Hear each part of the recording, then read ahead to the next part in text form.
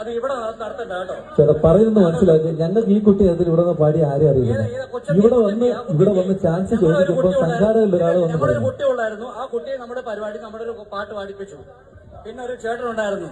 ആ പുള്ളിക്കാരൻ നമ്മളൊരു പാട്ട് പാടിക്കാൻ ഒരു അവസരം കൊടുത്തു. ഈ കുട്ടിയെ ഞങ്ങൾക്ക് അറിയത്തില്ല. ഇതേ കുട്ടി നമ്മുടെ പേരെന്തോ? ഗായത്രി. വീട്ടുപേരെന്തോ? എവിടെ വീട്ടുപേരെന്തോ? എവിടെ? ആ ഓക്കെ, ശരി ശരി, ഓക്കെ. എവിടെ എവിടെ? ചെരുവിള പുത്തൻമേട്ടില്. ക്ലബുമായിട്ട് ഒരു ബന്ധമില്ല കേട്ടോ. നിങ്ങൾ എന്തുകൊണ്ടാണ് അവർക്ക് അവസരം കൊടുത്തത്? ഇത്രയും സമയം ഞാൻ പറഞ്ഞില്ലേ, നിങ്ങളെ സംഘാടകരിൽ വിട്ട അദ്ദേഹമാണ് പൈസ തന്ന ആളാണ് ഒന്ന് പറഞ്ഞത് പാടിച്ചോളാം. അപ്പോൾ ഞാൻ എന്ത് ചെയ്യണം? എനിക്ക് ക്ഷേത്രത്തിൽ ആർക്കും ബന്ധമില്ലെന്നാ? ആർക്കും ബന്ധമില്ലെന്നാ? സാറേ ഒരു പാട്ടല്ലേ പാടി, അതങ്ങ് വിട്ടുകളാ. അതെന്ത് ക്ഷമ ചോദിക്കണം, ക്ഷമ ചോദിക്കാം.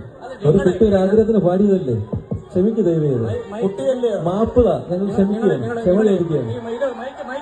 അല്ല ക്ഷമ ചോദിക്കുക.